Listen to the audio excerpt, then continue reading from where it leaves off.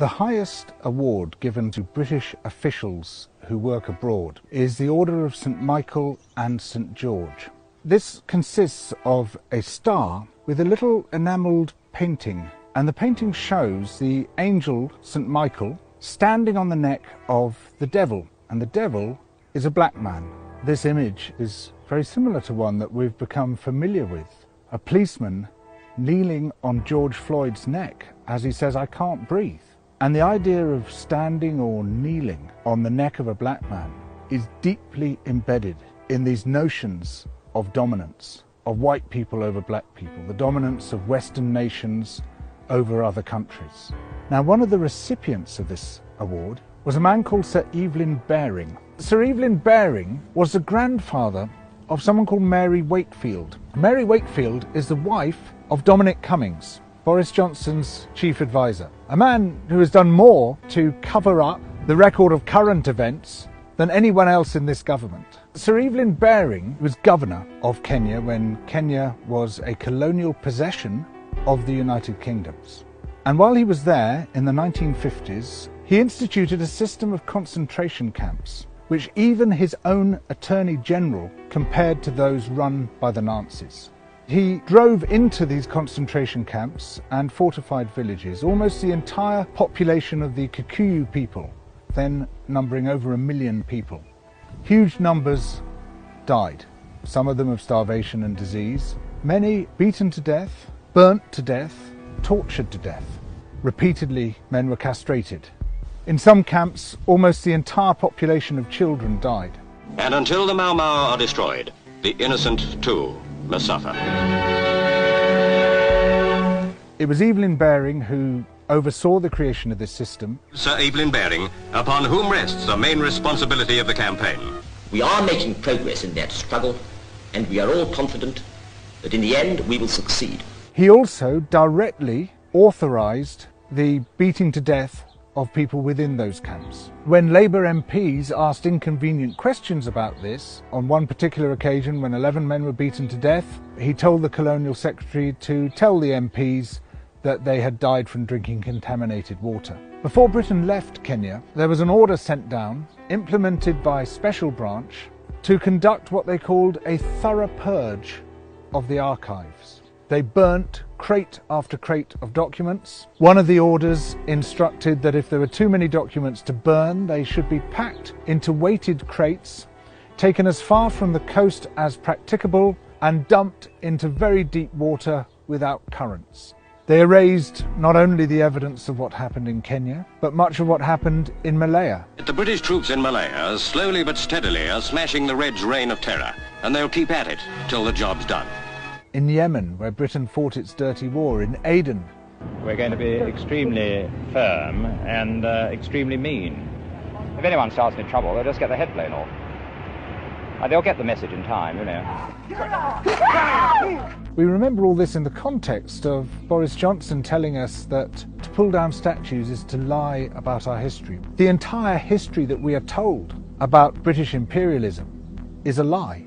We, as a nation, have a greater level of pride in our empire than any other European nation. People look back with nostalgia to Britain's imperial past. That's impossible to understand unless we understand the massive fabric of lies, of deletions, which has airbrushed the colonial atrocities practiced everywhere we went. Imperialism has long been justified through the notion that the white man had a duty to civilize the so-called other races. Racism is an ideology, and to a very large extent it was created by British theorists. You can take it back to the late 18th century and the work of a physician called Charles White, who was one of the people who formalized this idea that there's a sort of ladder of life, and the white man is at the top of that ladder, and below the white man on the ladder is the white woman, and below that were people with dark skin. That ideology remains with us today. It's that ideology which led to the policeman kneeling on the neck of George Floyd, institutional racism, to systemic racism, and a huge part of that ideology began here in the United Kingdom to justify our seizure of other people's resources and other people's lives. These relationships continue by other means, through our trade relationships today, which are often highly coercive, enforced by offshore tribunals of corporate lawyers, basically forcing countries to give up their natural resources, enforced by international debt, and what we see is a net drain of wealth from the poor nations into the rich nations. This wealth is not just being taken from other people in the world today, it's also being taken from future generations. The capacity of the earth to support us is being wrecked by those who are burning through the earth's resources as quickly as possible, who are destroying our life support systems. Environmental destruction, imperialism, racism, these are intimately connected. They all mesh together as part of a global system of injustice. It's not just the bad stuff in history that they don't want us to see. It's also the good stuff.